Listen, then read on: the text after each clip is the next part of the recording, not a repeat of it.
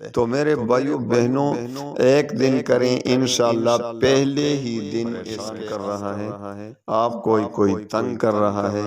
آپ کے ساتھ بیجا کوئی دشمنی کر رہا ہے، آپ کو نقصان پہنچانا چاہتا ہے، آپ کے خلاف جادو کرتا ہے، جنات کو مسلط کر دیتے ہیں، آپ کے رشتوں کو کسی نے باندھ دیا ہے یعنی بندش کر دیا ہے، تو جو ایک ہی بار زندگی میں ایک بار اس وظیفے کو کریں تو انشاءاللہ العزیز الحمدللہ وکفا وسلام علی عبادہ الذین اصطفى اما بعد فاعوذ باللہ من الشیطان الرجیم بسم اللہ الرحمن الرحیم انا اعطیناک الکوثر فصل لربک وانحر ان شانئک هو الابتر صدق اللہ مولانا العظیم۔ السلام علیکم ورحمۃ اللہ وبرکاتہ۔ پیارے بھائیو بہنوں، آج میں آپ کو سورہ کوثر کا ایک عظیم الشان وظیفہ بتا دیتا ہوں اجازت کے ساتھ۔ سورہ کوثر میں اللہ تعالیٰ نے بہت زیادہ اثرات رکھے ہیں اور اس کے بہت زیادہ خصوصیات ہیں۔ سورہ کوثر زندگی کے ہر مشکل کے لیے سورہ کوثر کا وظیفہ ایک لازوال نعمت ہے، چونکہ اجازت عام ہے وظیفے کا، اجازت نہ مانگا کریں، کیونکہ اجازت میرے وظائف کی عام ہوتی ہے، بس صرف آپ کو بعض شرائط کے ساتھ وظیفے کی اجازت دی جاتی ہے۔ ایک نمبر ایک، آپ نے 5 وقت کی نماز پڑھنی ہے، 5 وقت کی نماز کی پابندی، کیونکہ جو 5 وقت کی پابندی نماز کی نہیں کرے گا اس کا کوئی بھی وظیفہ کام نہیں کرتا۔ دوسری شرط رزق حلال کی طلب، کیونکہ جس کے پیٹ میں حرام مال پڑا ہوتا ہے اس کا وظیفہ کام نہیں کرتا، اس کی کوئی دعا قبول ہوتی ہے۔ تو رزق حلال کی طلب، اور تیسری بات یہ کہ اللہ پر اعتماد اور یقین کامل کے ساتھ وظیفہ پڑھیں۔ آپ دعا پڑھتے ہیں یا وظیفہ پڑھتے ہیں، اللہ تعالیٰ پر اعتماد کامل ہو، کیونکہ حدیث قدسی میں آتا ہے کہ حضور پاک صلی اللہ علیہ وسلم فرماتے ہیں کہ اللہ تعالیٰ فرماتے ہیں کہ میں اپنے بندے کے ساتھ اس کے گمان کے مطابق ہی معاملہ فرماتا ہوں، یعنی جس طرح وہ مجھ پر گمان رکھے گا میں اسی طرح اس کے ساتھ معاملہ فرماؤں گا۔ تو اب ایک شخص ہے جو اللہ پر اعتماد کامل یقین کامل کے ساتھ وظیفہ پڑھ رہا ہے کہ میرا اللہ بہت مہربان ہے اور میری دعا قبول فرمائے گا، تو اللہ تعالیٰ اس کے گمان، اس کے اسی ظن، اس کے اسی یقین کے مطابق ہی معاملہ فرما دیتے ہیں اور اس کی دعا، اس کا وظیفہ قبول ہو جاتا ہے۔ لیکن دوسرا بدقسمت شخص جو وظیفہ بھی پڑھ رہا ہے لیکن اللہ پہ شک بھی ہو رہا ہے کہ بھائی میں نے تو بہت سے وظائف پڑھے، سال سے میں وظائف پڑھ رہا ہوں، چلو یہ بھی پڑھتا ہوں، کوئی وظیفہ کام ہی نہیں کرتا، دعا میری قبول ہی نہیں ہوتی، تو آپ کو اللہ پہ شک ہو رہا ہے، تو حدیث قدسی کے مطابق آپ کے اسی گمان کے مطابق ہی اللہ تعالیٰ معاملہ فرما دیتے ہیں اور آپ کی دعا رد ہو جائے گی، اللہ نہ کرے۔ تو اللہ پر ایمان و یقین اعتماد کامل ہو۔ اور چوتھی اور آخری بات کہ وظیفے کا تلفظ ٹھیک ہو۔ دیکھو بہت سے لوگ کہتے ہیں کہ وظیفہ بہت دیر میں بتا دیتے ہیں، پہلے باتیں کرتے ہیں، اگر ان 4 باتوں پہ آپ عمل نہیں کرو گے تو آپ کا وظیفہ کام ہی نہیں کرے گا، تو آپ کا سننا نہ سننا برابر ہوا۔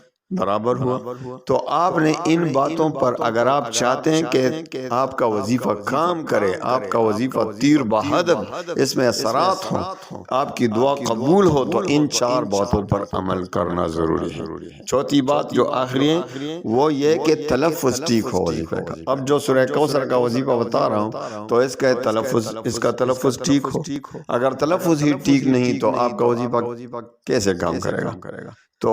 پورا سورہ کوثر انا اعطیناک الکوثر فصل لربک وانحر ان شانئک هو الابتر، تو آپ نے اسی طریقے سے ان 4 باتوں پر عمل کر کے آج جو میں خصوصیت بتانے والا ہوں سورہ کوثر کا،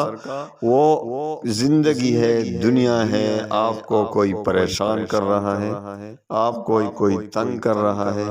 آپ کے ساتھ بے جا کوئی دشمنی کر رہا ہے، آپ کو نقصان پہنچانا چاہتا ہے، آپ کے خلاف جادو کرتا ہے، جو بھی جادو ہو، آپ پر جنات کو مسلط کر دیتے ہیں، آپ کے رشتوں کی بندش ہو رہی ہے، آپ کو کسی نے آپ کے رشتوں کو کسی نے باندھ دیا ہے، یعنی بندش کر دیا ہے،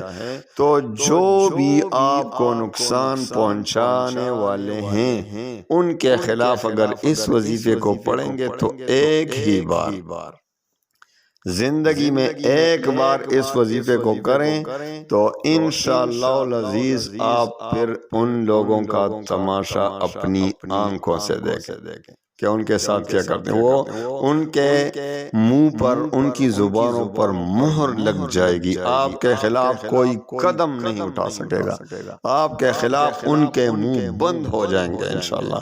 وظیفے کا طریقہ یہ ہے کہ آپ نے سورہ کوثر کو سب سے پہلے آپ نے 11 بار درود شریف پڑھنا ہے، اور پھر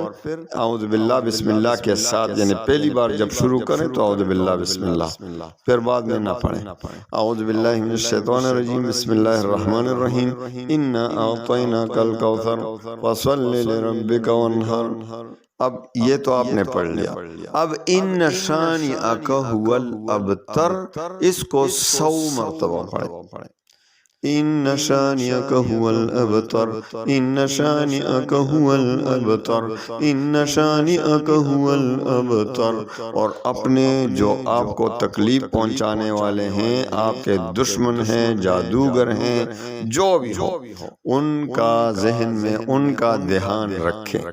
اور اس کے بعد 11 بار درود شریف پھر پڑھیں اور خوب دعا مانگیں۔ انشاءاللہ آپ تماشا کریں گے کہ ان دشمنوں کے ساتھ کیا ہوتا ہے، وہ جو آپ کو تنگ کر رہے ہیں، آپ کو پریشان کر رہے ہیں، انشاءاللہ ایسے خاموش ہو جائیں گے کہ کبھی بھی آپ کے خلاف کوئی تدبیر نہیں بنا سکیں گے۔ اللہ تعالیٰ تمام مسلمانوں کی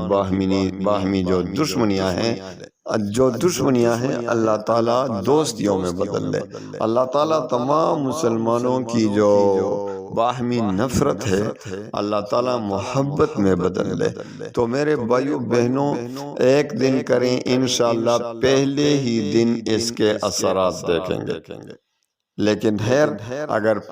چونکہ ہمارے اعمال میں کوتاہیاں، کمی بیشی بہت زیادہ ہوتی ہے، ہمارے اعمال بھی ٹھیک نہیں، گناہ پہ گناہ کر رہے ہیں، تو استغفار بھی کریں، اور انشاءاللہ دوسرے دن پھر کریں، تیسرے دن پھر کریں، کئی روز تک کریں، انشاءاللہ العزیز آپ کے دشمن کو وہ سبق سکھایا جائے گا کہ اس نے ساری زندگی ایسا سبق کبھی نہیں سیکھا ہوگا، ساری دنیا اس سے عبرت حاصل کرے گی، اور آپ کو کوئی بھی پریشان نہیں کر سکے گا۔ اللہ تعالیٰ تمام مسلمانوں کے غموم و ہموم اور پریشانیوں کو خوشیوں میں بدل دے۔ وآخر دعوانا